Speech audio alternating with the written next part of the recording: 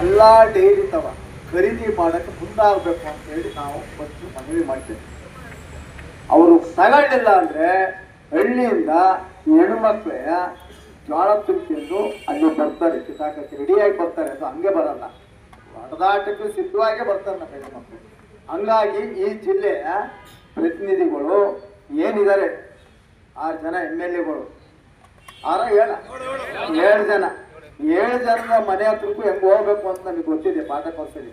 ಆ ಕುರ್ಕುಂದಿ ಸುಳಿಂಗೇಗೌಡರಲ್ಲಿ ಮಾತಾಡ್ತಾರಲ್ಲ, ಎಲ್ಲೋಯ್ತು ಗಂಡಿಸ್ತಾನ, ಎಲ್ರಿ ಹೋಯ್ತು? ರಾಜಕಾರಣಕ್ಕಾದ್ರೂ ಗಂಡಿಸ್ತಾನೆ ಇರುತ್ತೆ, ರೈತರ ಬದಿಗೆ ಗಂಡಿಸ್ತಾನಿಲ್ವ? ಇವ್ರಿಗೆಲ್ಲ ಮಾತಾಡಿ ಪಟ್ಟು. ಹಾಸನ ಜಿಲ್ಲೆ ರೈತರು ಜೋಳ ಖರೀದಿ ಮಾಡಿ.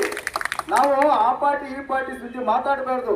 ವ್ಯಕ್ತಿತ್ವವಾಗಿ ಅವರ ಹೆಸರಿಡ್ದು ಹೇಳ್ತಾ ಇದ್ದೀವಿ, ಪಾರ್ಟಿ ಸುದ್ದಿ ಹೇಳ್ತಾ ಇಲ್ಲ. ದಯವಿಟ್ಟು ಯಾರು ಆಗಲಿ, ಯಾವುದೇ ಸರ್ಕಾರ ಆಗಲಿ, ನಮ್ಮ ಜೋಳ ಖರೀದಿ ಮಾಡಬೇಕು ಅಂತ ಹೇಳಿ ಇವತ್ತು ಇಲ್ಲಿ ಹುಡುಗಾಟಿಕೆ ಆಡಕ್ಕೆ ಬಂದಿಲ್ಲ.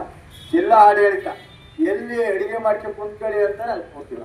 ನಾವು ಪಾತ್ರೆ, ಅಂಡೆ, ತಪ್ಪಲಿ ಎಲ್ಲ ರೆಡಿಯಾಗಿ ಬಂದೀವಿ. ಒಂದಿಷ್ಟು ಕುಡಿಯೋಕೆ ನೀರು ಕೊಡೋಕ್ಕಾಗಲ್ಲ ಅಂದ್ರೆ ನೀರು ನಾವೇ ತಂದ್ಕೊಳ್ತೀವಿ. ಆಗ್ಬೋದಾ? ಆಗ್ಬೋದೇನ್ರಿ?